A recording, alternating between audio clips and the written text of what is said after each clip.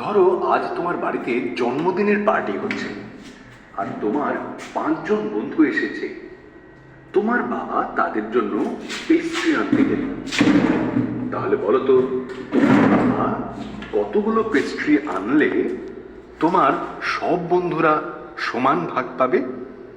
ধরো তোমার বাবা যদি 6টা পেস্ট্রি আনে, তাহলে সমান ভাগে ভাগ করা গেল না। যদি 10টা পেস্ট্রি আনে, তাহলে সমান ভাগে ভাগ করা গেল।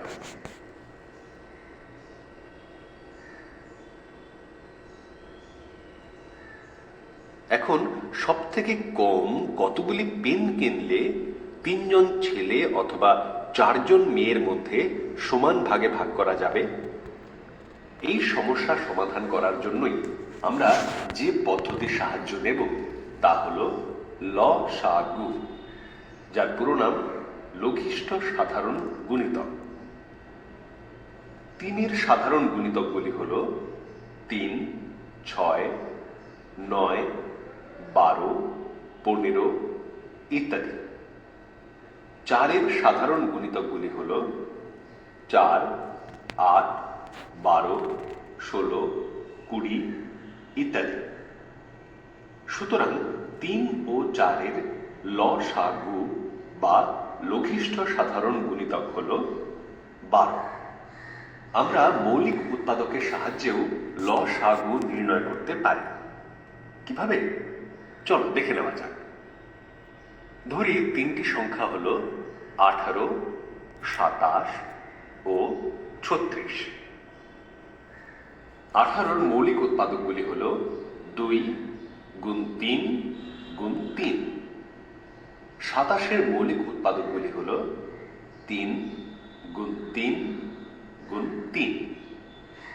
36-এর মৌলিক উৎপাদকগুলি হল 2 গুণ 2 গুণ 3 গুণ 3। এখন লসাগু নির্ণয়ের ক্ষেত্রে দেখতে পাবো 18, 27 ও 36-এর সাধারণ গুণিতকগুলি হল 2 গুণ 3 গুণ 3 গুণ 3 গুণ 2 সমান 108। এবার তোমাদের লসাগু ও গসাগু সম্পর্কিত একটি সূত্র বলি, যা পরবর্তীকালে অঙ্ক করতে কাজে লাগবে। দুটি সংখ্যার লসাগু গুণ গসাগু হল ওই দুটি সংখ্যার গুণফল।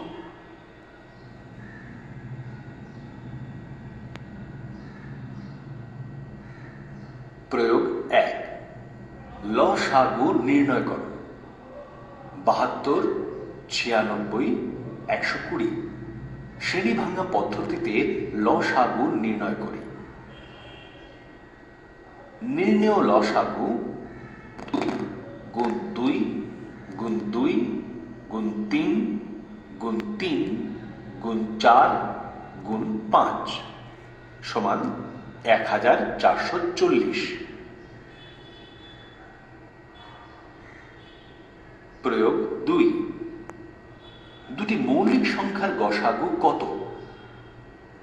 মৌলিক সংখ্যা অর্থাৎ যে সংখ্যাটি কেবলমাত্র 1 এবং সেই সংখ্যা দ্বারাই বিভাজ্য হবে।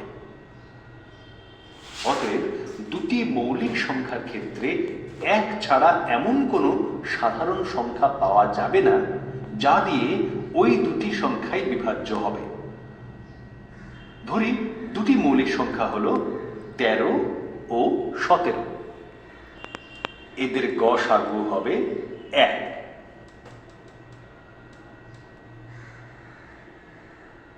প্রয়োগ 3, দুটি মৌলিক সংখ্যার লসাগু কত? মৌলিক সংখ্যার ধারণা থেকে বলতে পারি দুটি মৌলিক সংখ্যার ক্ষেত্রে ওই দুটি সংখ্যার গুণফল ছাড়া এমন কোনো সাধারণ গুণিতক পাওয়া যাবে না। অর্থাৎ ধরি দুটি সংখ্যা 13 এবং 17। অতএব 13 ও 17 লসাগু সমান 13 গুণ 17 সমান 221।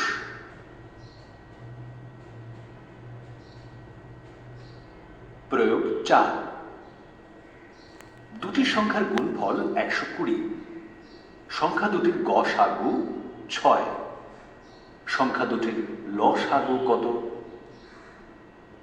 আমরা তো জেনেছি দুটি সংখ্যার গুণফল সমান সংখ্যা দুটির লসাগু গুণ গসাগু, অর্থাৎ দুটি সংখ্যার লসাগু সমান সংখ্যা দুটির গুণফল ভাগ গসাগু সমান 120 ভাগ 6 সমান 20।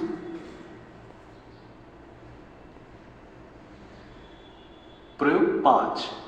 45 সেন্টিমিটার, 75 সেন্টিমিটার এবং 81 সেন্টিমিটার দৈর্ঘ্যের তিনটি ফিতের টুকরো থেকে সবথেকে কম দৈর্ঘ্যের কত মাপের টুকরো পাওয়া যাবে? 45 সেন্টিমিটার, 75 সেন্টিমিটার এবং 81 সেন্টিমিটারের লসাগু নির্ণয় করতে হবে। লসাগুটা কষে দেখি।